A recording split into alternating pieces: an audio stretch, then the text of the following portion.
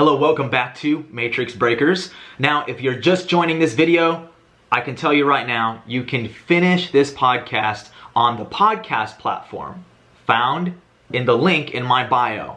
It'll say newest episode. You can click it and just finish this episode via podcast. Now, I'm also not just found on Apple, but I'm also found on Google and Spotify as well. Now, we're going to be going over the geopolitical situation in Iran. Trust me, even if you don't know anything, you'll learn a lot, you'll follow with it, and I think you'll be excited about it as well. If you tend to be advanced in this topic, I think that I'm going to do a good job collecting all the information and then giving you guys the most accurate analysis of what's going on there. Now, before I get started, I want to just let you guys know first that I have my laptop in front of me, so if you see me viewing downward, I don't have any kind of mental illness or anything like that. I'm actually looking right here at my laptop, and I have some of this podcast written up on a Word document, and I'm also going to be covering some articles and things like that. So I'll be referring to my laptop quite a bit in this episode. I'm not doing this live. This is just pre-recorded, so I'm just going to be able to knock it out, take my time a little bit. It's going to be a longer podcast probably, but again, guys, very important information. So I think it's crucial that if you don't finish this on the video, then really try your best to find it on the podcast platform that you like to pick. I don't like to discriminate. So without further ado, let's get this started. I'm gonna be reading from my laptop for a minute there, and then we'll get rocking and rolling.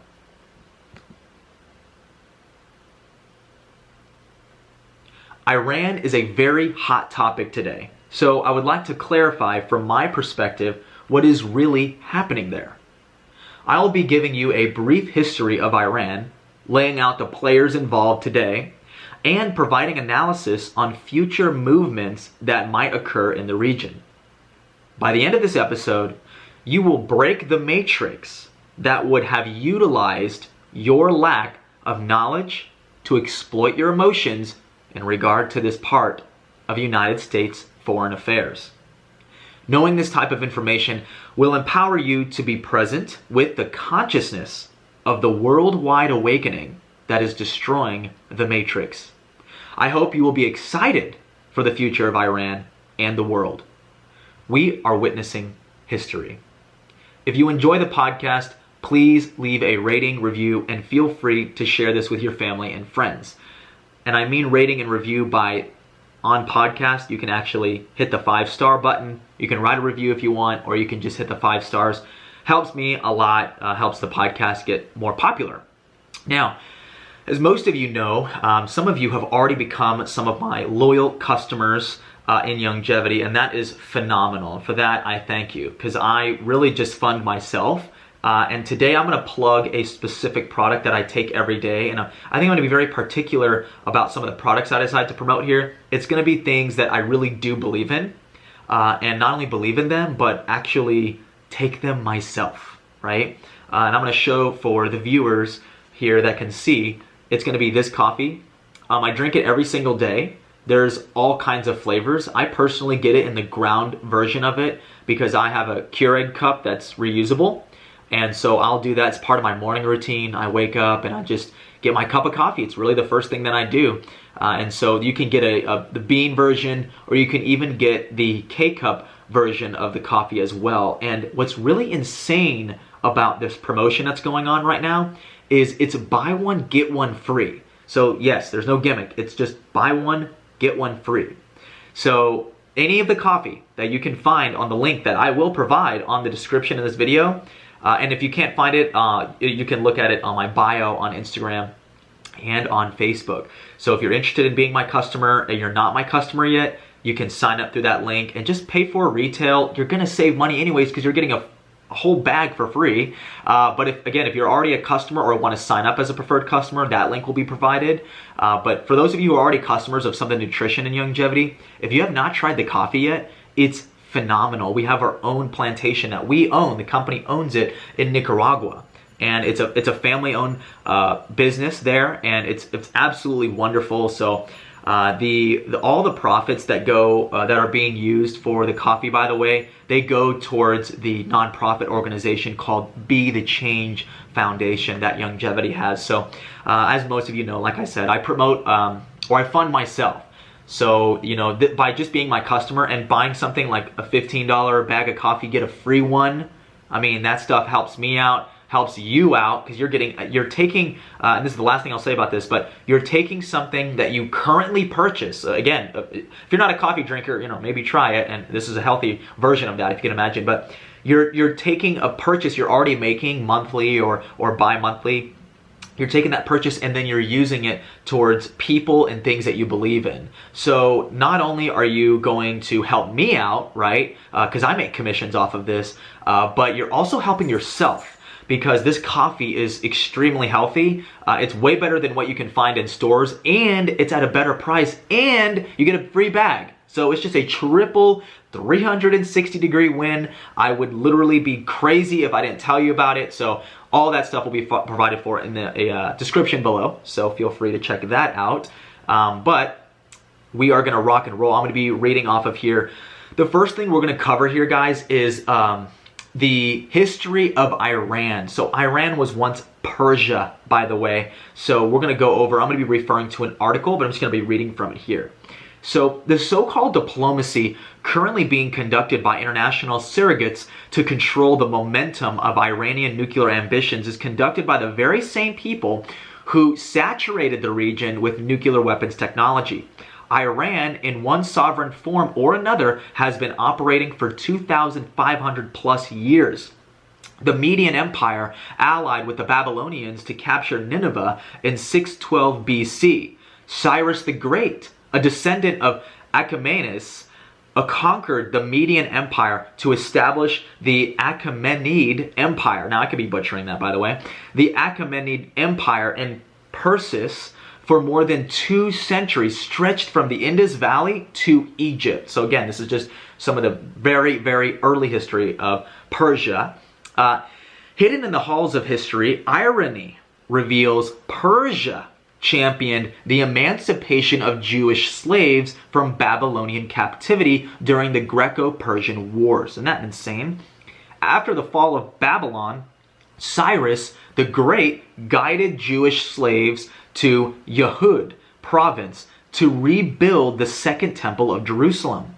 The Babylonian slavery and the subsequent return to Israel was a pivotal biblical event between Yahweh and the people of Israel. Persia played both a pivotal historic and biblical role in preserving the Jewish people and homeland. Now, just as a brief pause there, you're not going to really hear a lot of that from Israel today. From Israel today, you hear a lot of discrimination, really, towards the Iranian government, which is very true. We're going to get into that. It's not the Iranian people that are the wrongdoing or the wrongdoers. It really is the government of Iran, the Ayatollahs, the mullahs that have control there. So, but again, I just think it's ironic, and that's the beauty of it here, is what we're seeing is Iran, or at least the region that was once Persia, actually helped the Jews, so emancipated the Jews from the Babylonians. So again, it just, from modern history, you wouldn't even think that is possible, but for people who understand history, you know that the Persian Empire was, again, a crucial biblical role in history. So fast forward a millennium, right? After the Muslim conquest of Persia, the Safavid dynasty of the Sufi order ascended to power from 1501 to 1722. The Twelver school of Shia Islam was established as the official religion of the empire.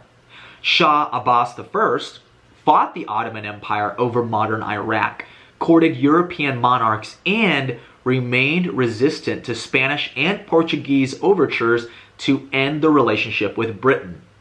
In 1622, the English East India Company helped Shah Abbas retake Hormuz from the Portuguese. It was the beginning of a long-running British interest in Iran. Now, again, this is tit for tat with European powers that have controlled the Middle East, controlled Northern Africa for a very long time. And so all the different shipping lanes and shipping routes, to this day, very important. And so that's why we see British interests there. The British have always, they've gone back about, maybe now, about 200, 300 years. So there's different feelings towards the British there in Iran. People feel like they should run their own country. and it's very, very interesting in that way. So let's go over some more modern history in Iran, okay? So let's see here. Well,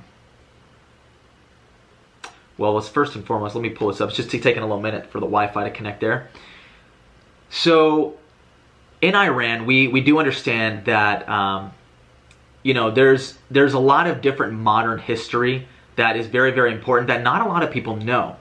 Okay, and so I'm going to read from you an article here that is common, you know, to what we believe as the media tells us and stuff, and then I'm gonna pretty much turn that around and explain to you guys some of the CIA's involvement in some of the modern overthrows in Iran. Okay, so I'm going to read from, this is Rick Santorum, who is a Republican presidential candidate, and this is what the article is referring to, how wrong he was actually about Iran. So first it says, Santorum says Iran has been at war with the United States since 1979.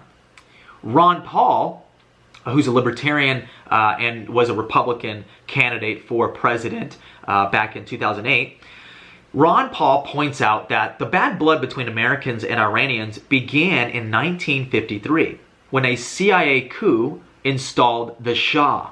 Indeed, we should remember that before 1953, the Iranians tended to look very warmly upon the Americans, who, unlike the British, had left the Iranians alone. Again, referring back to the British and their involvement, long story. Their democratically elected leader, Mohammad Mossadegh, or Masada, I can't say that correctly probably. Again, if you're Persian, I'm butchering it. But again, he was partly for his popularity due to his resistance to British corporate imperialism. This was even Time Magazine's Man of the Year in 1951. So again, we're looking at some of that historical perspective on it. Time Magazine made the elected leader, Mohammad Mossadegh, Time Magazine's Man of the Year, right? So it's in 1951, guys. So it's just really recent history, and people forget about it. So not only did the U.S. install the Shah 2 years later, the CIA taught his secret police force, Savak, how to torture. Savak went on to imprison and torture tens of thousands of political prisoners, adopting such practices of nearly unfathomable brutality as using broken glass and boiling water on subjects' rectums, mutilating women's breasts, and cooking victims alive. So after years of being ruled by this US-backed regime, the Iranians overthrew the Shah, and the Islamic Revolution of 1979 swept the nation. But despite what the propagandists say, Iranians still did not hate Americans for our freedom, only for our government's foreign policy. All the attempts to get Iranians angry at Americans for our culture or modernity failed. Michael Schur, former CIA counterterrorism expert, points this out. So I just wanted to read briefly from that article. So what is being explained there is that in the 50s they had a democratically elected leader. Now remember, this is Iran that was still secular, which means it wasn't run by a religious, I guess you could say, mullahs. Well, and that's in specific Iran, but or in Islam. But the point is that they weren't being run by a religion. They were being run by this democratically elected person. So what happened was our CIA, working with British intelligence, overthrew that leader in 1953. So back in the 50s was when some shady stuff was going on. This was also the first time the CIA even overthrew a government. So the CIA has done this many times after that. Remember, the CIA was a combination of British intelligence and American intelligence formed during World War II. So in recent times, let's go over some of the Iranian Revolution. So what happened in 1979? So again, like you said, or like what I just mentioned, the 50s going on into the 60s, you know, we had somewhat of a democratically elected government, right? Or I'm sorry, let me put it this way. I'm sorry. Rewind. The 50s going into 1979. So in between that time period, it was a US CIA-backed regime that tortured and killed political opponents, but it wasn't a threat to America. Now again, you can argue about these regime change wars and things like that, but this is why American intelligence does things like this. They want to make sure that they control other governments like puppets. And so you can say that's a good thing or bad thing. I personally think that gets us in trouble, and that's exactly what happened with the 1979 revolution. So let's go over the Iranian Revolution. Okay, so the Iranian Revolution, also called Islamic Revolution, Persian popular uprising in Iran in 1978-79 that resulted in the toppling of the monarchy on February 11, 1979, and led to the establishment of an Islamic Republic. So, again, this was a religious revolution. Does that make any sense, guys? Y'all following? This was a religious revolution, not backed by the CIA, although we had, we had our ideas of what we wanted there, and so I guess you could say that in one way or another our intelligence was still involved in this revolution. Now, let's think a little bit prelude. I'm again repeating myself a little bit here, but again, just to clarify, so this is just what this article in Britannica is saying. So, prelude to revolution. The 1979 revolution, which brought together Iranians across many different social groups, has its roots in Iran's long history. These groups, which included clergy, landowners, intellectuals, and merchants, had previously come together in the Constitutional Revolution of 1905 and 1911. But efforts toward satisfactory reform were continually stifled. However, amid re-emerging social tensions as well as foreign intervention from Russia, the United Kingdom, and later the United States. The United Kingdom helped Reza Shah Pahlavi establish a monarchy in 1921. Along with Russia, the UK then pushed Reza Shah into exile in 1941, and his son, Mohammad Reza Pahlavi, took the throne. So in 1953, amid a power struggle between Mohammad Reza Shah and Prime Minister Mohammad Mossadegh, that's like we were mentioned earlier, the U.S. Central Intelligence Agency, CIA, and the UK Secret Intelligence Service, MI6, orchestrated a coup against Mossadegh's government. It's in 1953. So again, we're just repeating ourselves there, but it's just giving you a clarity into prior to the revolution in 1979. Years later, Mohammad Reza Shah dismissed the parliament and launched the White Revolution, an aggressive modernization program that upended the wealth and influence of landowners and clerics, disrupted rural economies, led to rapid urbanization and westernization, and prompted concerns over democracy and human rights. The program was economically successful, but the benefits were not distributed evenly. Though the transformative events on social norms and institutions were widely felt, opposition to the Shah's policies was accentuated in the 1970s when world monetary instability and fluctuations in Western oil consumption seriously threatened the country's economy. Still directed in large part toward high-cost projects and programs, a decade of extraordinary economic growth, heavy government spending, and a boom in oil prices led to high rates of inflation and the stagnation of Iranians' buying power and standard of living. So again, on one end of the spectrum, you have good things happening, some of the westernization happening, but it was happening by force. And as we were just mentioning earlier, the CIA taught this guy's police force on how to torture people, right? So in addition to mounting economic difficulties, so now the country's suffering. This is again between 1950s and 1970s, right? So in addition to mounting economic difficulties, socio-political repression by the Shah's regime increased in the 1970s.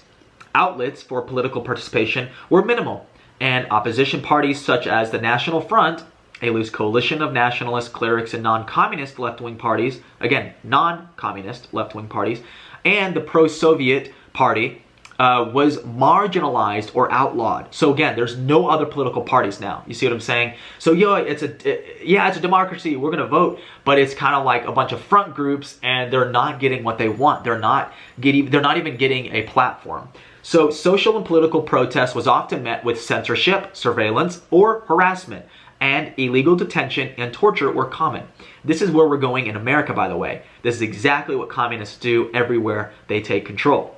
For the first time in more than half a century, the secular intellectuals, many of whom were fascinated by the populist appeal of Ayatollah Ruhollah Khomeini, a former professor of philosophy in Qom, who had been exiled in 1964 after speaking out harshly against the Shah's recent reform program, abandoned their aim of reducing the authority and power of the Shia ulama, religious scholars, that's what they are, and argued that with the help of the ulama, the Shah could be overthrown. So again, now what's going on is Ayatollah Khomeini is the father of the current prime minister, or I guess you could say the Shah or the Ayatollah of Iran. So this is key. So this is his father we're talking about. He was exiled in 1964, okay, because he was a religious leader, and he was getting religious groups to start maybe formalizing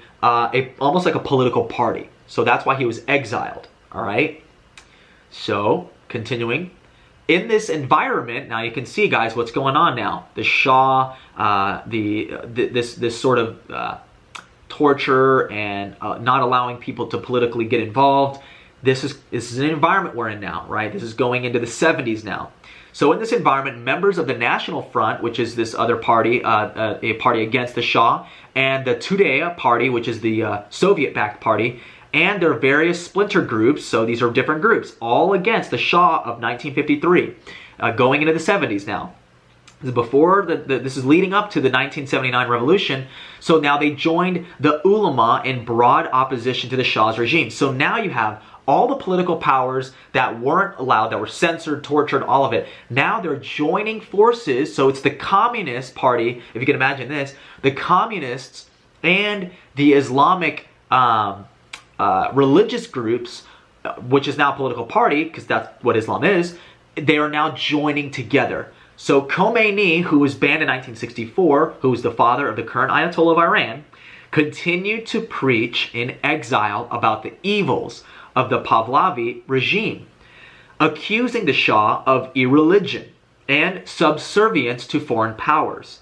Thousands of tapes and print copies of Khomeini's speeches were smuggled back into Iran during the 1970s as an increasing number of unemployed and working poor Iranians, mostly new migrants from the countryside who were disenchanted by the cultural vacuum of modern urban Iran, turned to the ulama for guidance. So now you have working class people working now with listening to this guy, the future Ayatollah Khomeini. They're listening to his speeches. They're being, galvanized. They're being convinced that this religious leader should be our leader. Okay, so the Shah's dependence on the United States, his close ties with Israel, then engaged in extended hostilities with the overwhelmingly Muslim Arab states. And his regime's ill-considered economic policies served to fuel the potency of dissident rhetoric with the masses. So again, this is a American-backed regime that's in power during the 70s, before the Iranian Revolution, which was a religious revolution.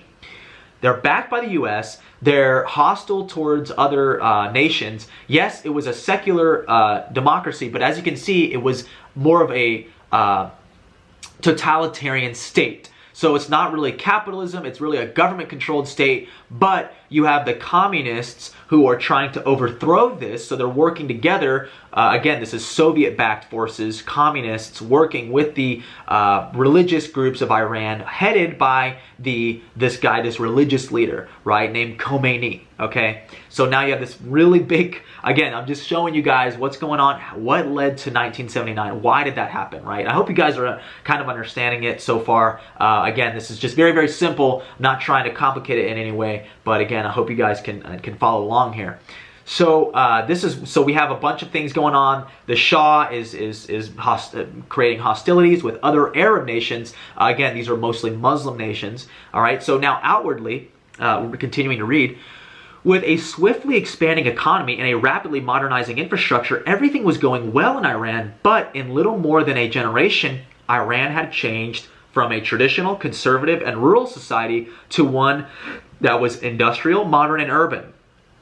The sense that in both agriculture and industry too much had been attempted too soon, and the government, either through corruption or incompetence, however you want to look at it, had failed to deliver all that was promised, was manifested in demonstrations against the regime in 1978. So this is leading to now the actual revolution.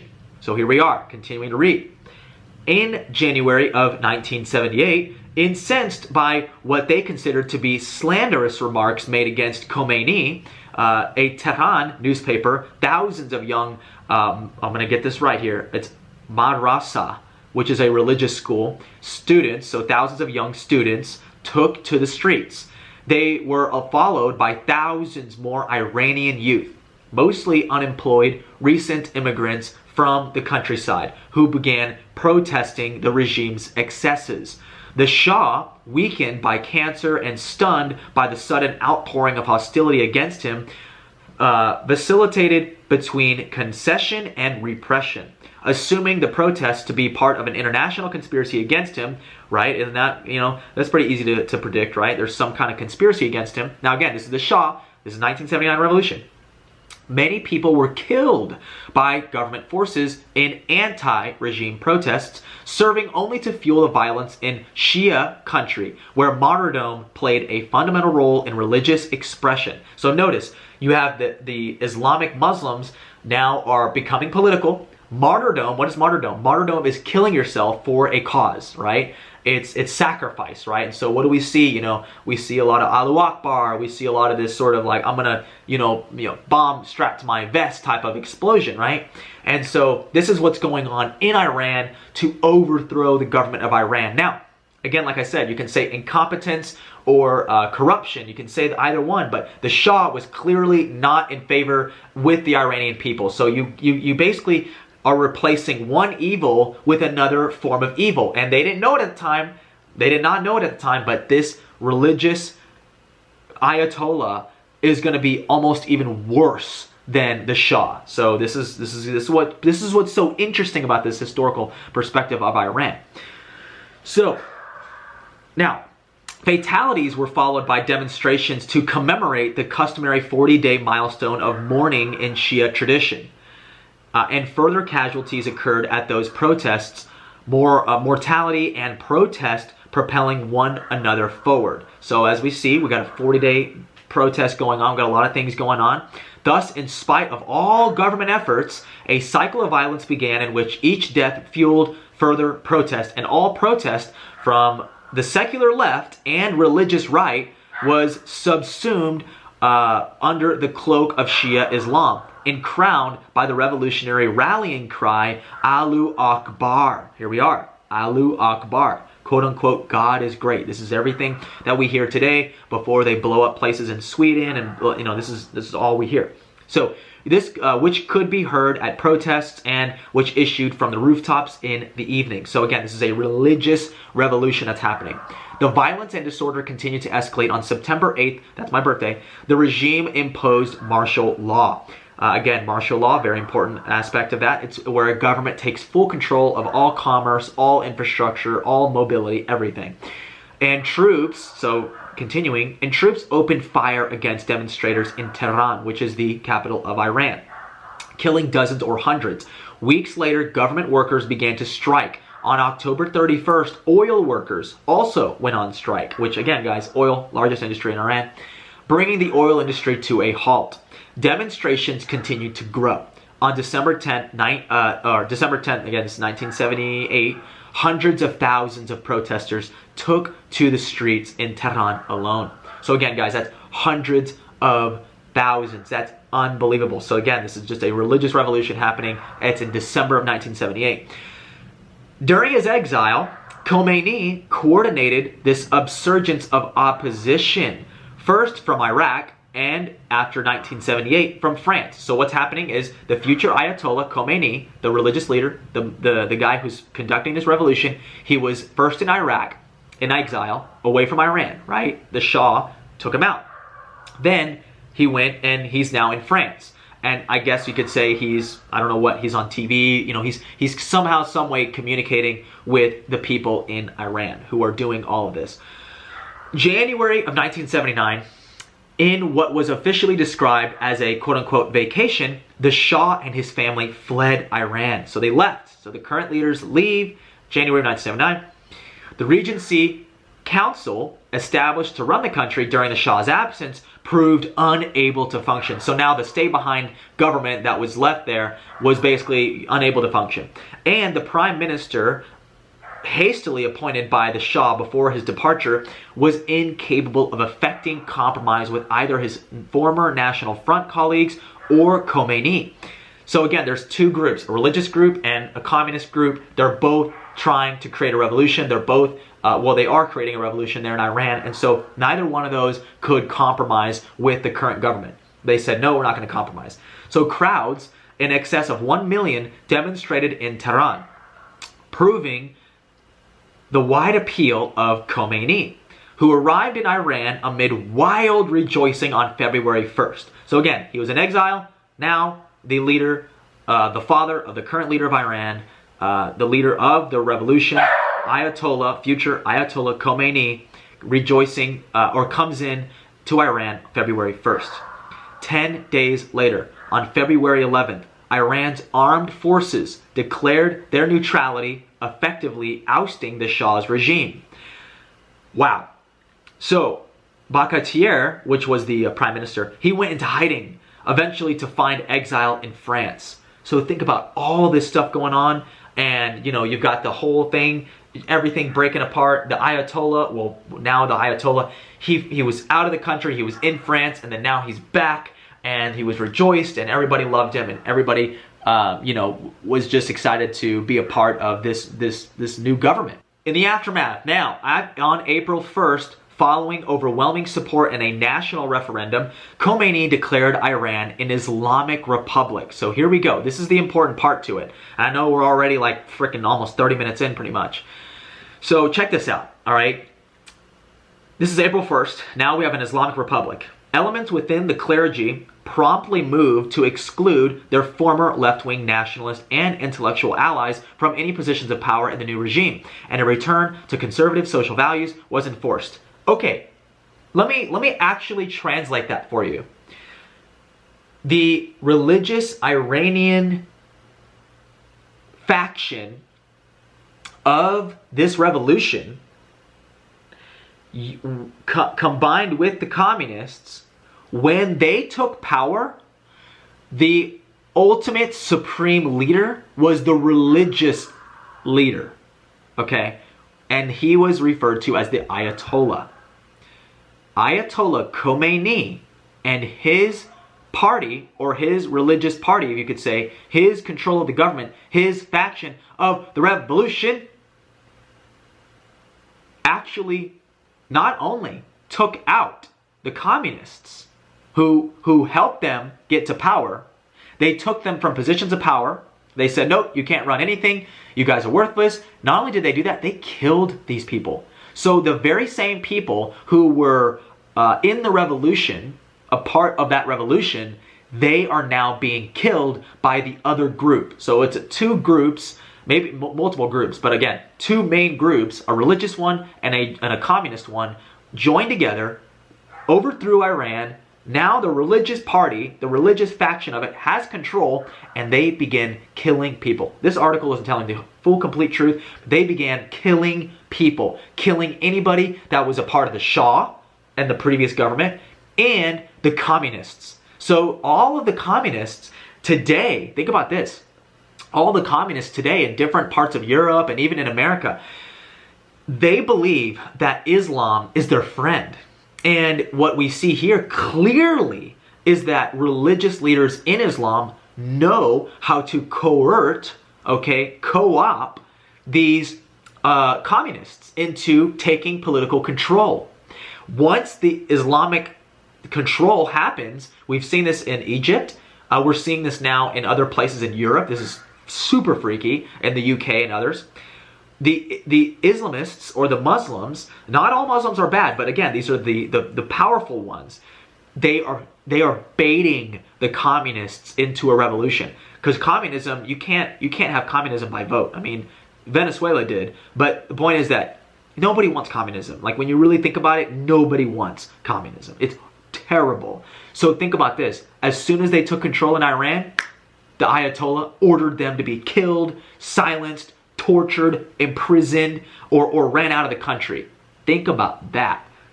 So next time you think about, siding with the Muslims, just know that that's what they do. That's history. That's not being politically, correct. This is being real. This is the truth of what happened. So, let's see. Elements within the clergy properly... We already did that. Oh. Intellectual allies. Yeah, this is interesting. So, and then in a nice way that this article says, and a return to conservative social values was enforced. No. We're talking like they put in an Islamic rule. And that's what they're under right now. And people in Iran want out of it. So, here we go. Wow, this is unbelievable. The Family Protection Act of 1967, which provided further guarantees and rights to women in marriage, was declared void. Let me say that one more time. The Family Protection Act of 1967, again, this was during a somewhat democracy, which provided further guarantees and rights to women in marriage, was declared void. And mosque-based revolutionary bands known as comites, committees in Persian, patrolled the streets enforcing Islamic codes of dress and behavior and dispatching impromptu justice to perceived enemies of the revolution. So again, communists, leftists in this country, right? The communists, the people who are socialists, the people who think about this stuff, they think that they're a part of this social revolution for women's rights and all that stuff. But when you partner, it's just blatant, okay? When you partner with the Muslims, they will enact their code of ethics. And that means that they are willing to strip away women's ability to vote, women's rights in a trial, in a marriage, and all this shit. So they're willing to strip all of that. So just remember that next time for all of you feminists out there. This is what happens when you allow, well, really communists, but when you allow these, when you co-opt Muslims to try to take political control. So, we're now being told that we have to wear that this secular nation has to, wear hijabs and other garments of clothing that are a part of the religious tradition of Islam.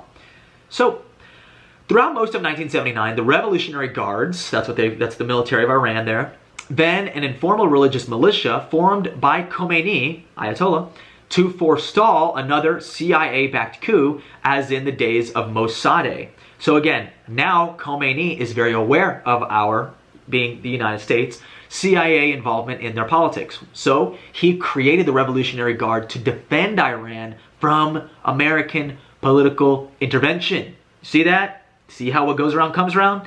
That's why on the news media and everywhere else, you see a lot of hate towards Iran and Israel and Iran's the enemy and all that. And to some degree they are. The Ayatollahs and stuff, they're not popular in Iran today. But again, this is a government that is not backed by the US. We don't even have an embassy there in Iran. So just think about that. They really don't like the US, okay? And they sure as hell don't like the British either. So, okay, engaged in similar activity. This is what's so ironic about this whole situation, is that the Khomeini, the Ayatollah, engaged in similar activity aimed at intimidating and repressing political groups not under the control of the ruling Revolutionary Council and its sister Islamic Republican Party, both clerical organizations loyal to Khomeini. So now we've got all this other stuff going on. Now that the Shah has, or not the Shah, but the Ayatollah has power, now he starts going after everybody else. So again, we're replacing one evil with another evil. Case in point. The violence and brutality often exceeded that which had taken place under the Shah. Think about that. Let me say that one more time. The violence and brutality under the Islamic Republic of Iran often exceeded that which had taken place under the Shah. So again, an American-backed Shah, he had some shit that he was doing, yeah, but now the Islamic Republic, okay, with these councils and the Revolutionary Council, all that, they are now conducting torture worse than that of the Shah. Think about that, okay? The militias and the clerics they supported made every effort to suppress Western cultural influence. So now you have a backwards thinking group here. So now they don't want anything to do with any Western anybody. And so, facing persecution and violence, many of the Western educated elite fled the country. So Iran used to be this place, okay, their Shah was not the best, and yeah, there was a lot of problems. But at the end of the day, people went to Iran, they enjoyed Iran, the Americans, Europeans, Westerners. I mean, we visited, it was a cool place to be, it was super wealthy, there was concerts to go to, it was an Arab nation, it was a beautiful, wonderful place. And a lot of people in Iran today, if you're listening to this, you all want to return to this way of life, but not under a Shah, but under a real democratic rule, which we will be getting to in this podcast. It's unreal. Yes, I'm going for a long time, but I believe it is 100% worth it. So this anti-Western sentiment eventually manifested itself in the November 1979 seizure of, so just 1 year. So just, you know, they took power in February, right? They ousted the government. So in February, now we're in November 1979, the seizure of 66 hostages at the U.S. Embassy, this is why we don't have an embassy there, by a group of Iranian protesters demanding the extradition of the Shah, who at that time was undergoing medical treatment in the United States. So they basically had the Shah, who had fled the country. Now he's in the U.S., who, again, we backed him, right? So we put him in power. So now he's, you know, with his tail tucked between his legs, he is in America. So these Islamic Republic Revolutionary Guards, these protesters, come into the U.S. Embassy, tear the place up, hold 66 Americans as hostage. That's in 1979. So through the embassy takeover, Khomeini's supporters could claim to be as anti-imperialist as the political left. This ultimately gave them the ability to suppress most of the regime's left-wing and moderate opponents. The assembly of experts, overwhelmingly dominated by clergy, put a new constitution to referendum the following month, and it was overwhelmingly approved. The new constitution created a religious government based on Khomeini's vision of government of the jurist, and gave sweeping powers to the Rahbar, or leader. The first Rahbar was Khomeini himself, Ayatollah Rahbar, similar verbiages. Moderates, such as Provisional Prime Minister Mehdi Basargan and the Republic's first president, who opposed holding the hostages, were steadily forced from power by quote-unquote conservatives within the government who questioned their revolutionary zeal. So again, guys, that is a huge recap on just how critical this part of history was during that time period. So again, I'm gonna be taking just like a quick second to replace my camera battery because it's running out already, and I wanted to make sure that we collect all this. So I'm gonna resume the podcast here in a second, and you'll see as I'll just be flipping over. So hold on, I'll be right back. It's funny because this is definitely gonna be, yes, a two-part podcast, but more importantly, probably one of the longest podcasts that I've done. I went through just so much information, so we're just getting past that first part, which is to kind of explain a little bit as to what is going on in Iran, or what's leading to today, right? And so by learning about the revolution, by learning about the history, even before that, obviously it's a super complex history, the Persian, dynasty, all of that, but getting you up to speed is super important to having a full understanding of the entire situation. Now, moving into the second part was just the different revolutionary factions that are going on in Iran, and I'm gonna put this link in the description as well. This book right here, From Ashes to Glory, it's probably backwards right there on the camera, but this book, it's about a man named Ramin Parsa, and he was a former Muslim in Iran, lived in Iran during the revolution, witnessed all of this, turmoil and the changes and all of this stuff, and then lived under the tyranny that is that regime. And so he actually became a Christian through satellite TV program. So he works in IT, so he was able to actually get past the firewall that's in there in Iran, and he was able to actually access the different satellite channels, and he would watch movies and American movies and all that stuff.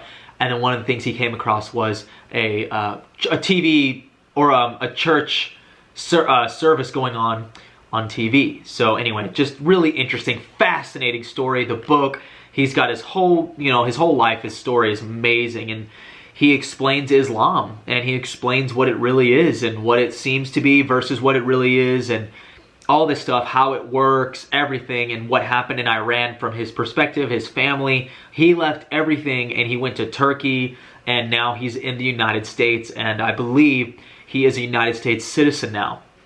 So obviously, crazy story, and I wanted to read for you guys just from the book, some excerpts from the book, just to give you guys an idea as to like what is going on in this. And let's see, I want to see from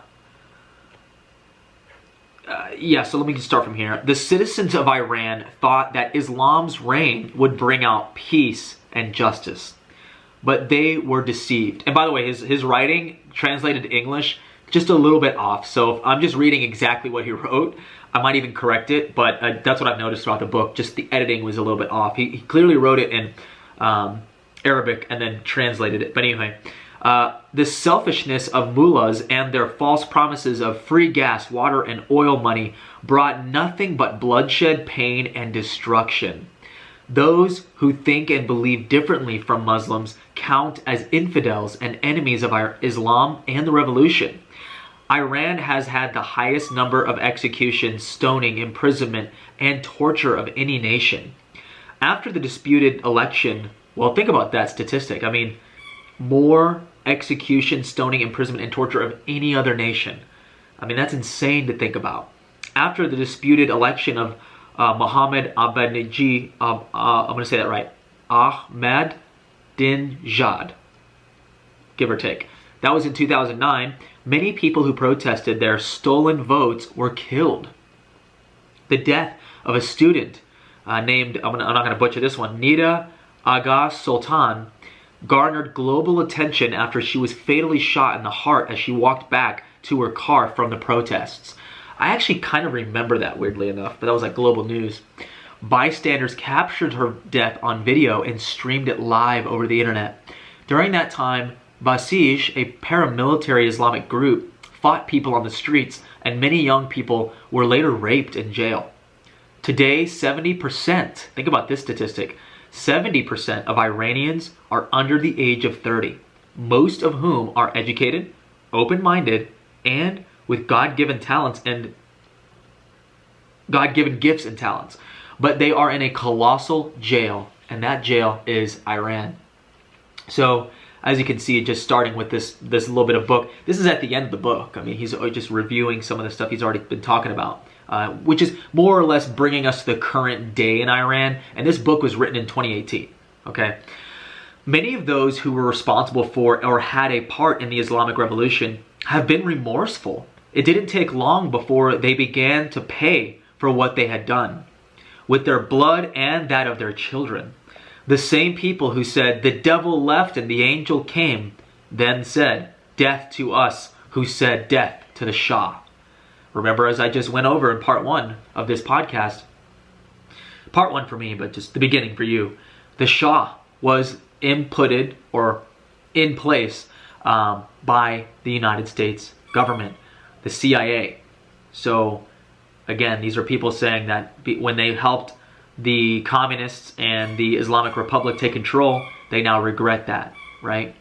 So to this day, they are still paying for it. Indeed, many who reminisce the pre-revolution era are grieved and ask themselves, what have we done?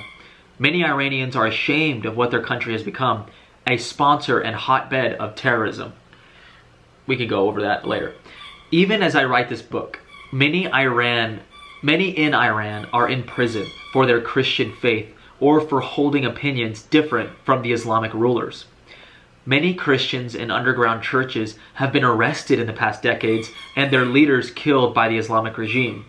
Pastors have laid down their lives for the sake of the gospel and the church. I personally know 3 women whose husbands were killed in Iran because they were active pastors who had confronted or converted from Islam.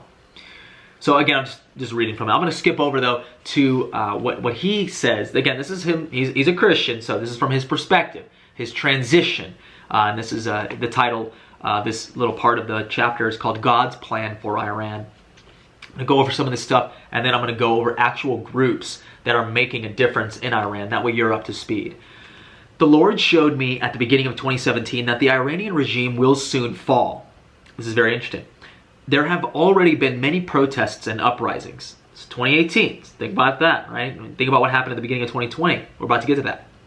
It's like a volcano that is smoking and has the signs of an eruption. People are tired of being bullied by the Islamicists. Inflation is skyrocketing. Unemployment is at 12%. Iran is known throughout the world not for its technological discoveries or economic achievements, but for being the first sponger of terrorism.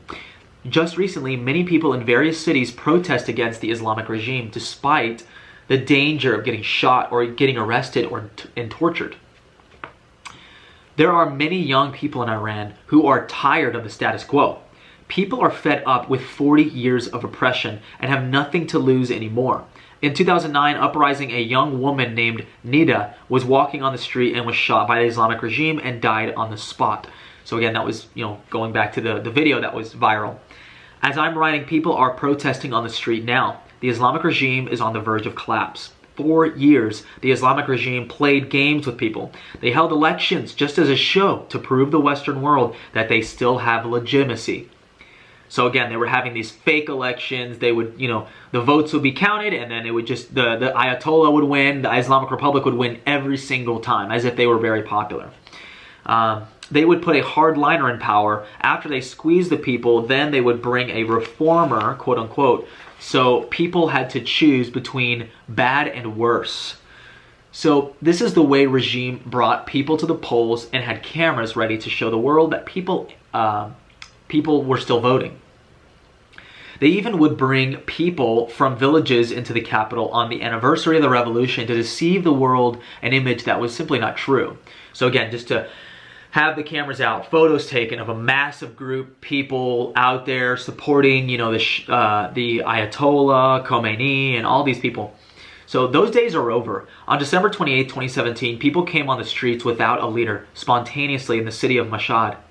People were expressing their displeasure because of inflation and high costs of almost everything. This time, people crossed the line and chanted, "Death to Ayatollah," and "We no longer worship Arabs," is what they said, referring to Islam and Muhammad. Not only they rejected the regime, but Islam as a whole. People also chanted, "No reformer, no fundamentalist, it's over." People also ear down the protesters of Ayatollah Khomeini.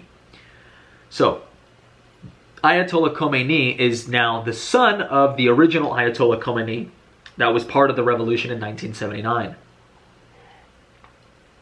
Giving you guys that updates. The protests inspired other cities to rise. Now this is in 2017. President Donald J. Trump also rightfully expressed his support to the Iranian people multiple times. Unlike Barack Obama, who not only didn't support people in 2009 uprising, but also sent multiple letters to Ayatollah Khomeini and struck a one-sided deal which only helped the regime, lifted the sanctions, and sent millions in cash to only be spent in sponsoring the terrorists.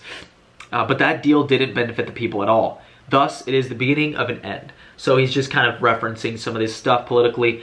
We know from studying the Old Testament and its messianic prophecies that most Jews in the time of Jesus anticipated the coming of a Messiah who would rescue them from the evil Roman oppressors by leading a violent military uprising. However, Jesus did not buy into the nationalistic rhetoric of the time. Make no mistake, he did come to save the Jews, and he was indeed the Messiah, but his rescue plan was far from what the people had in mind. Instead of organizing an army and strategizing for war and a violent overthrow of the government, Jesus taught and demonstrated that unconditional love, nonviolence, meekness, and obedience to God will God's will were the road to true peace and freedom. Rather than incite anarchy, he served the poor, healed the weak, healed the sick, calmed the storms, performed miracles, including raising the dead. Now, that's gonna be if I'm gonna read from the book, but you guys get the point. If you want to read the whole book, of course, it's a quick read, 200 or so pages long, not really that much. You can go and find it on the link in the description below as well. Now, clearly the guy's got a Christian perspective. For those of you who just aren't Christian or anything, he's clearly had a change of heart. So very, very important to consider all these kinds of things. But moving on, so there are two different organizations, well, two major organizations that are dedicated to ending the Islamic regime in Iran. So let's go over exactly what those are. All right.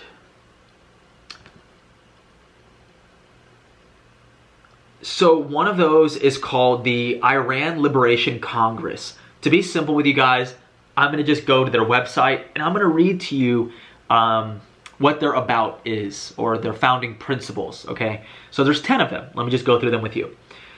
Now again, this is Iranian people in Iran actually trying to do something politically and make a change, okay? So these are the founding principles. Number 1, peaceful and complete removal of the Islamic Republic in Iran through non-violent means unless acting in self-defense. Number 2, preservation of Iran's territories and their independence. Number 3, while Persian is the official and national language of Iran, every person has the right to learn their native tongue. Number 4, the tricolor flag with the lion and sun is the nation's historic and national symbol. Number 5, separation of religion and state, and freedom of religion for all people. That's massive. Imagine having an Islamic Republic, which is, you know, run by the mullahs, which are basically just religious leaders and scholars. They run the whole country. Imagine having the freedom of religion there in Iran. Think about that. How cool would that be? Now, number 6 is the adoption of the UN Human Rights Declaration and all of its amendments. So it's just to basically be a part of the United Nations, which I'm not a fan of, but the point is that they're trying to be a part of the Human Rights Declaration, which was basically to be involved in that part of the United Nations means that your people are, you know, there's a democracy in your country and that people dictate the reality of politics there. Now, number 7, after the removal of the Islamic Republic of Iran, the people of Iran, through universal suffrage, will decide the nation's future and political system through free and fair elections. Number 8, protected right of all your Iranian citizens to participate in their own local affairs. So meaning like regular people can get involved in their local politics. Number 9, abolition of any and all programs involved with creating or using weapons of mass destruction, including biological or nuclear weapons. Number 10, support of Crown Prince Reza Pahlavi as a unifying voice to advocate for the removal of the Islamic regime, at which time the people of Iran will democratically decide the future political system in Iran, i.e. a parliamentary republic or a parliamentary monarchy. So allowing people to decide what kind of government they want to have. So that's what I'm just going to read those principles. If you want to learn more about that, I'll probably put the link here in the description as well. It's called the IranLiberationCongress.org. So let's move on to the next part, or the next group. Now this group is more of, I guess you could call them a, how do I put it? So this group is, well, okay, they're called the Voice of Restart, the Restart Group, okay? So let me just read to you guys what the Restart Group is about, and honestly, phenomenal. I've heard the leader of this, this group, and he really knows what he's talking about, and the way that they are going about their revolution, their information revolution, is absolutely phenomenal. So I'm going to read you guys just like a couple paragraphs of what this organization is all about. Restart is an influential political and mystical program run by the leader of Restart opposition, Saeed Mohammed Hosseini, since 2015, and is broadcasted from his online radio station called Radio Pasto. Restart discusses philosophical and mystical topics, challenges the conventional structure of all the religious, and instead focuses on Sufism, known as Irfan and Tasawwuf in Persian literature. It is noteworthy to mention that Restart leader has stated numerous times that what he talks about in the Restart program is not his own words, but the words of Persian and international elites and scholars such as Rumi, Hafez, Sadi, Attar, Plato, Shakespeare, and many more. It should also be noted that Sufism, which is above all the religions, will eventually assure Iranians a government, just as the reign of Shah Ismail of Safid dynasty and the great Achaemenid, I'm not going to butcher that, dynasty, which will be dominated by knowledge and wisdom in the form of aristocracy and aristocratic rules, namely meritocracy and elitism. So I'm not 100% with that again, but the point is that they want to return to literally what the Persian Empire was. And so what this guy, I want to get his name, forgot his name. Well, his middle name is Muhammad, but what this guy is actually talking about is he wants obviously the end of the Islamic Republic as well, and he wants there to be kind of like a constitution dealing with the Persian Empire, something similar to it. If you hear a little squeak noise, by the way, that's my dog downstairs, like biting on her little toy. But anyways, so okay, continue to read this whole thing. Restart opposition, led by Saeed Mohammed Hosseini, was formed in 2015 with the aim of encouraging every single Iranian to take action to change the regime in Iran. It currently has over 20 million members and is the largest and most powerful opposition in Iran. Think about that right there. Of a country of what I think 83 million people, 20 million people are known to be in this group. So that's like a huge portion, obviously, of people. That can make a real difference. Remember how I talked about the 3% rule and how it only takes 3% of the population of any country, any place to make a real difference? Think about 20 million and 80 million, okay? Yeah, it's more than a fourth.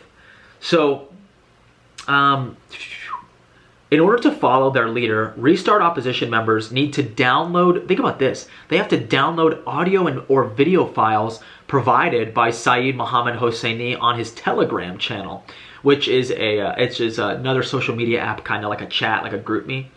So far, each of the files has been downloaded over 1 million times, and it is expected to increase as more and more people are hearing about Restart. Although the cyber army of the Iranian government has been trying hard to take down his social media pages and were successful in closing down his Facebook and Instagram accounts, they have not succeeded in reducing the number of downloads from Restart accounts on Telegram.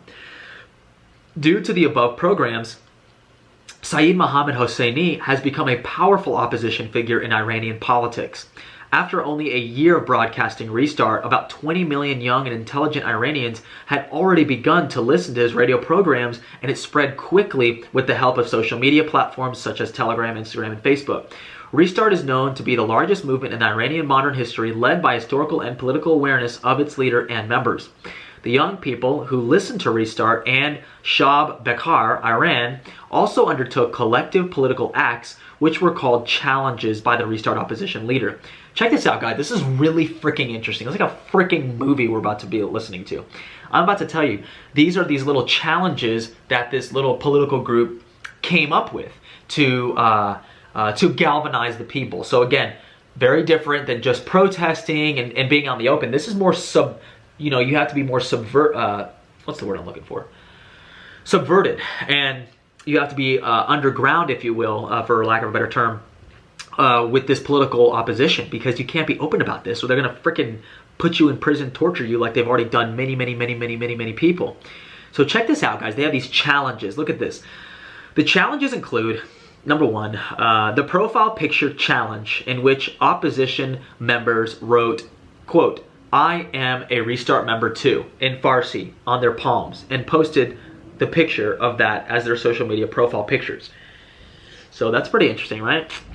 The paintball challenge, which was done in the weeks leading up to the Iranian presidential election in May 2017. In this challenge, Hosseini's followers were asked to throw paintballs at Iranian government buildings, including Iranian embassies.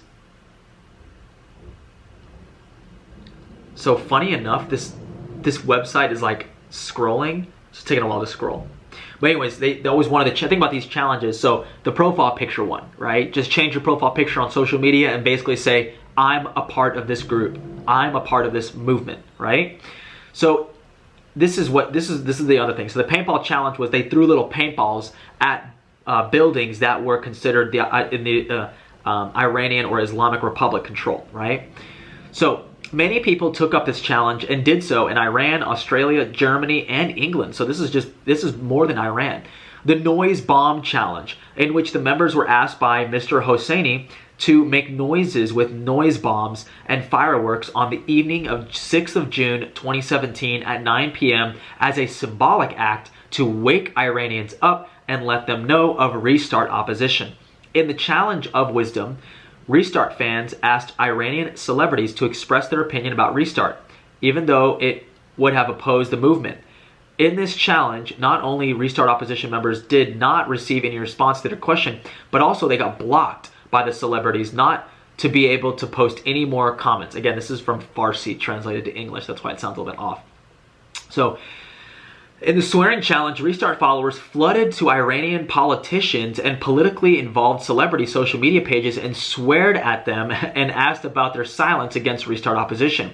This way, Saeed Mohammad Hosseini taught Iranians that politicians are only servants to their people and are not in any higher position than the rest of the citizens. Therefore, by swearing at them, opposition members intended to break the ego politicians had created for themselves in the past centuries. So again, as you can see, it's the whole Restart movement is clearly getting political about their way of going about things, I guess you could say. And just to give you that idea of like, well, they're actually making some real changes, and I guess you could say like non-violent, right? That's the point of it all. It's all very non-violent, and I think that that's what really is a beautiful thing. And those are making real changes. So anybody that's listening to this right now, I mean, continuing to listen to this really long video or podcast, this is a really exciting thing, right? I mean, yeah, the Islamic Republic regime still is in place, but based on the current events that I'm about to go into right now, things are really changing. So it's funny that a book from 2018 and these other movements really come together, right? It actually brings that book to life a little bit. It shows you that there are actually people who are trying to make real changes in Iran, and so that's really cool. And I think that that's something really, really interesting and also entertaining to watch unfold. So. The current status of Iran, here we go. So just recently, Trump ordered a surgical strike to kill what people are calling the next leader of Iran, General Soleimani. This was in the planning for months. No more ground wars in the Middle East, simply take out leaders who are obviously encouraging violence against Americans, and again, who are encouraging violence in their own country. So here's the thing. So with that being said, this strike on this general was we are now a couple weeks out of that now, and we can see that it was a very wise decision by the president to make. So when you think about it, this general was, not only was he responsible for coordinating and orchestrating attacks on American military personnel during the Iraq War of 2003, but the guy had just ordered the attack on protesters that are a part of the movement I just stated to you, the Restart movement. That he just ordered attacks on protesters that were part of that movement and other protesters that were just general protesters against the Islamic regime, killing over 1,000 people. I mean, think about that. If anything like that happened in America, that would be the end of everything, right? And so, at the end of the day, we've got to really look at these kinds of things, right? So, also, when you look at it, the general was killed, but at the end of the day, you've got, there's different people who believe in different things, and there's this guy was going to be the next runner-up, the prime minister, right? And you know, when you look at that, it's like you're basically taking out somebody before they make any real changes, before they actually do something, right? Before they actually make a difference, or what am I trying to say? Got into power. I mean, he killed the guy who was going to get into power and who was supposed to be even worse than the Ayatollah. Now, also, not to mention, I have reason to believe that people in the Ayatollah, or people in the government of Iran right now, even the bad people, didn't even like General Soleimani because he was a little bit too ruthless. He was a little too powerful. So at the end of the day, you know, it's like Trump did a favor to the people in Iran, not just the Iranian people who were suffering under the general's, you know, orders to kill them and to stop protests. Not like that won't happen anymore, but the point is that, like, you killed somebody big time who was a part of that. He's also helping out these other, you know, Iranians in their struggle for power, like who's going to take control after the Ayatollah dies, basically. So here's the problem now. So when you have these kind of protests going on, again, on and off because of the Islamic regime, then to save face, the Iranian Republic sent missiles to an empty United States military base, which, again, I've said that on my Instagram, but I believe that there were no Americans killed there because we, as America, we knew they were going to strike that specific target. We knew it. Whether we got word from the Russians or other people, we knew they were going to strike within hours. So we got all personnel out of there, and that's why no one died. And I have an inkling feeling that the Islamic Republic didn't want to kill a single American. Why? Because they really did believe Trump at his word that many people would be hurt, like many other cities or other places, you know, would be under attack, which, again, I don't agree with. I don't think we should be bombing or going into Iran whatsoever. I think that's the wrong move. But killing a leader of Iran, an assassination, well, that's how the military operates. That's how things are done. That's a real strategic political move. So again, somebody who was responsible for the deaths and who was on a terrorist watch list, or he was a part of a kill list, basically. I mean, he was on a list. So, and he knew it too. Not like he was surprised. So they had to save face. So the Iranian people, or the Iranian Republic, basically shot those missiles so that they could tell their people, oh, we avenged this general that was killed. We avenged him by sending missiles. Okay, well, all right, everything's over. And then what did the Islamic government say? They said, okay, well, we're not going to do anything anymore. You know, we're done. That's it. And so Trump's like, okay, that's it. Comes out, huge press conference, basically says, all right, stand down. You know, everything's cool. We're just going to let the people handle it. Now, what also ironically happened on that same evening was because tensions were very high, they were sending in these missiles to blow up the base in Iraq, the United States base in Iraq. Well, there was also a defense system operation that happened in Tehran, which was which there was a no-fly order. So no airplanes were supposed to be flying in during that time, and all of a sudden,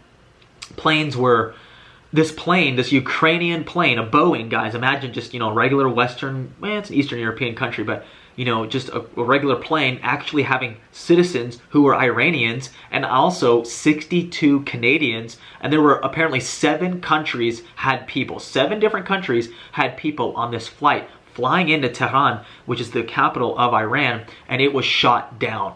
So that plane was shot down the same night they were shooting missiles into Iraq at the United States base.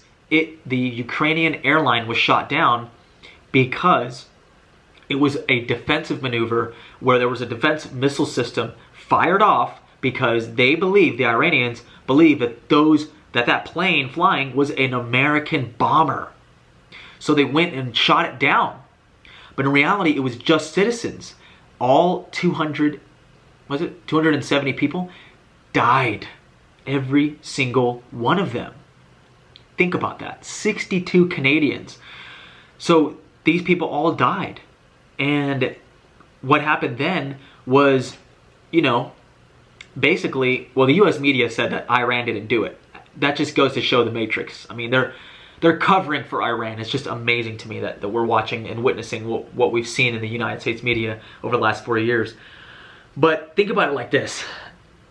Once that happened, clearly now the Iranian government is in trouble with not just the United States. Now they're in trouble with Canada, the UK, Ukraine. I mean, there was a bunch of people pissed. Basically like, whoa, you killed all these people. You know, Trump kills one guy, you know, but then you, the Iranian government, just shot down a plane full of citizens. So that was a huge outrage. Not good, not a good look, nothing. So Iranians came out and said, we're protesting again. And this time you can see videos and stuff. They were protesting and they were saying stuff they've never said before. So they were saying things like death to the Islamic Republic dictatorship.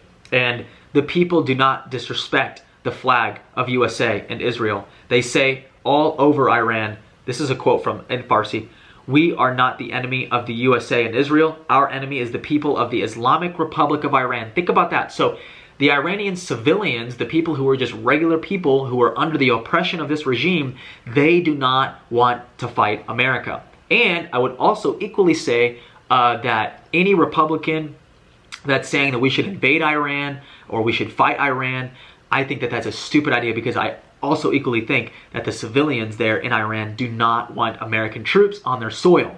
I believe personally they are able to handle their own business. They are able to take care of their own thing.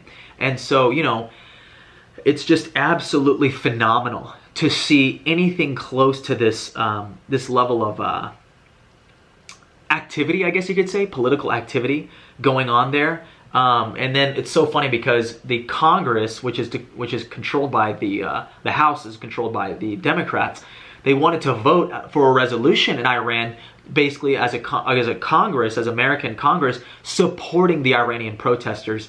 And believe it or not, the Democrats in that case actually said that they don't want to say that they voice the protesters. And so again, these are not just regular protesters. These are not communists. These are people who have been dealing with a real regime. And so Donald Trump tweeted, the Democrats and the fake news are trying to make terrorist Soleimani into a wonderful guy, only because I did what should have been done for 20 years. Anything I do, whether it's the economy, military, or otherwise, will be scorned by the radical left. Do nothing Democrats, as he says. And so there's all these people from Iran who saying, I mean, this is just a tweet, these are just all these tweets, but it's Nancy Pelosi, which is the head of the House right now on the Democratic side. Is Nancy Pelosi Soleimani's girlfriend? Oh, Trump, you broke Nancy's heart by killing Soleimani, who cleans up Nancy's tears when she's crying. So again, this is just in Farsi, but it's translated over. One reason that Pelosi, which is the head Democrat, dismisses Iran protests counterproductive is because Iranian regime apologists in the West have been pumping the same idea on mainstream media and in well-known papers. The Democrats delude themselves with disinformation, and now Nancy Pelosi is trending. Now it's funny, so these are just tweets, guys, coming from people. I voted Democrat in the last few years, but I'm going to vote for Donald Trump because while Democrats are trying to find ways to minimize mullahs' crimes and appease the regime, POTUS killed the regime's terror mastermind and supported the Iranian people. So these are all Iranians. This is what Iranians have to say. These are not Americans. These are Iranians tweeting and saying all this stuff about this, right? So I'm reading from an article on the Gateway Pundit, and so anyways, the most recent of nationwide protests across Iran that began on Saturday, this was like 2 weeks ago, in response to the regime's admission that they admitted, by the way, the Islamic Revolutionary Guards Corps had shot down a civilian international airliner. Think about that. Continued into this week. So these are the protests. The IRGC, which is the Islamic Republic Revolutionary Guard, and its Basij paramilitary ferociously attacked the mass manifestations of the Iranian populace, as is their custom, and many examples of brutal violations of human rights were recorded and posted online. Monday, January 13th, saw demonstrations continuing in multiple Iranian cities. Here, students at Tehran's Sharif University of Technology repeated their chant of, quote, "They killed our geniuses and replaced them with clerics." Think about that. Think about that. Think about that. I'm going to repeat this. This is what Iranians are saying in Tehran, the university there. They killed our geniuses and replaced them with clerics. So imagine if all the intellectuals in this country were overthrown, killed, and they were replaced by, I don't even know, pastors in the Christian faith. Again, you know, is that, I'm not saying Christianity would do that, because I mean they haven't yet. But the point is that that's what the Muslims did. Okay, that's what they did. So in other spots, the people confronted the regime forces, sent out to disperse them, and clashes erupted. So I'm looking at all these videos and tweets, and I mean you can't even. It's just unbelievable. Just all this stuff. Tuesday, January 14th, brought more protests. Students at Tehran University began to demonstrate, and masses of ordinary citizens joined them into the evening. The IRGC responded heavily, and scenes of guardsmen beating people were recorded. Before the regime cut off internet and mobile phone access, universities were raided, and intense gunfire was heard around Tehran. So just going over, this is happening right now. This is gunfire, this is killings, this is real revolution, and it's right now. I mean, it's January, we're not even out of January yet, 2020, and this is what's been going on. Protests went on despite the heavy crackdown. Wednesday, the funeral of some of the victims who died when the Ukrainian airliner was brought down erupted into an anti-regime protest. Tehran University students, meanwhile, held a sit-down strike on Thursday to protest in support of their colleagues who were arrested and detained. So again, there's so many tweets, videos, I mean, just people getting shot, demonstrations, protests. I mean, it's unreal. And then we've got our U.S. Secretary of State Mike Pompeo and his staff have continued to express their support for the Iranian people, calling out the Khomeinist regime for its tyranny. So Khomeini, right? So again, you know, this is telling you the update, right? So we killed our general, they shot down an airline, and now their people are super pissed. They're using the airline as cover. Basically, like, now that everybody else is upset in the world, now that finally the Iranian regime is under scrutiny, we're going to take to the streets and we're going to show the world that we are with them. We don't want this. We don't want this Muslim republic. We don't want this Islamic republic anymore. So again, just going to show you, like, that's how important we are. So in closing, guys, this is what I wrote. Okay, the most efficient way to handle Iran is to support the groups that are creating a real defined change politically in a peaceful way. So think about that. All I think we should do, our State Department should do, our foreign affairs should be handled, is to support those groups. I'm not saying we should arm them like we did in Libya and we overthrew Gaddafi. I might do a podcast about that, who knows. But I'm not saying about arming them or anything. I'm just saying, hell, give them some Bibles, you know, give them things that are going to help them. It's about indoctrinating these people with freedom. They already know they want it. They just need to know how. Giving them our Constitution just so they can read it, so they can, you know, go over it. They already kind of know this stuff. Again, the Restart movement is already good enough at getting people aware, getting people awake, getting people educated to become more intellectual. So this is my opinion on it. The future of Iran is bright. There shouldn't be any war to destroy that country. If there is, I will be against it. Just mark my words. If we ever send a single U.S. troop there and it's to do any kind of harm, I think that it's the wrong thing to do. I think that regional powers in that area should handle that situation if it arises. I think that if there's a revolution that does take place, we need to know exactly who's in control. We need to know exactly their intentions. They more than likely will come onto U.S. media and declare their voices be heard, and we will hear them out. I don't think we should arm themselves, but again, I don't know. I don't think we should arm them or anything, but I just don't know the situation. We may have to do something, but I don't think that we should arm them. I think that we should just maybe even economically support them. Because watch. Imagine in Iran that kicked out the Ayatollah and kicked out the Islamic regime and did become a secular nation once again. Imagine how cool it would be. I mean, Iran is the coolest place. I mean, I'd love to visit Iran in my lifetime, you know?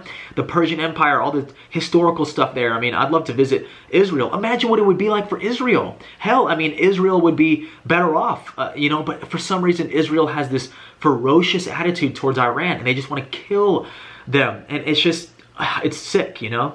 And so I just think that at the end of the day, watch as the future of Iran, and you mark my words, I mean, save this podcast, like, watch Iran turn into a peaceful, incredible country. It may take about a decade from now, but imagine it turns into something great. Imagine we can create, you know, almost like a Western atmosphere there. Imagine if we could bring a free market there, capitalism. I mean, that would be so beautiful. Imagine having an ally there in Iran. That way we can use, more of strategic partnerships. I mean, that's the future. And Trump has showed support for that. He's saying that the people of Iran, we are with you. We are with you. And so I think that's just so important. And so I'd like to see the Iranians take control and install a constitutional republic there in Iran. So yeah, I mean, at the end of the day, it's really cool. I think that it's very interesting. If you're from Iran, or if you listen to this whole podcast, I mean, I'm just blown away. But I just absolutely love that you would even take the time. And, at the end of the day, let me know. I mean, give me your comments and your thoughts on this matter. I think that it's so important that Iran get their freedom.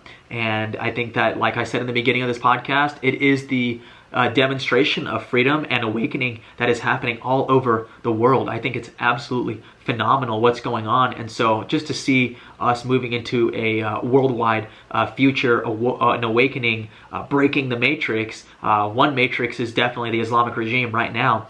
I think it's just a beautiful thing watching us all come together and realize that the future of humanity is in the hearts of people that want freedom, that want to establish justice, the rule of law, and a constitutional republic just the way America has. And that's how we as America can help other countries, is by setting the example and by doing that ourselves, rooting out the corruption, breaking the matrix in a big way here. Americans are the ultimate matrix breakers.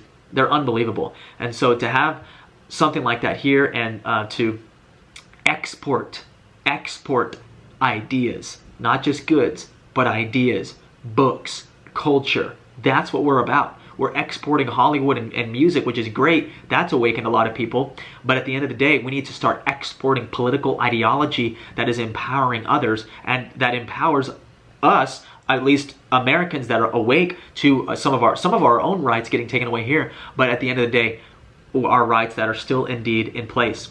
So again, I'm going to read this conclusion to you guys, and I'm going to go ahead and close out the podcast. So thank you for taking the time to tune in. I plan on covering current events on this podcast and giving you an overall understanding of each situation. It's clear that I have my own opinion in many subjects, but I do my very best to present to you many different angles to the same situation. This is a part of breaking the matrix because it deals with geopolitical understandings. If you don't understand certain situations on a worldwide scale, you'll be easily manipulated to believe whatever you're told from our media and tech elites. Now, that being said, that's a close, and I hope you guys enjoyed this podcast. You guys have a great rest of your day. Leave a review, comment, let me know, DM me if you watched this far. I think it's unbelievable that you did, and I'm super thankful. But overall, thank you for tuning in, guys. Peace.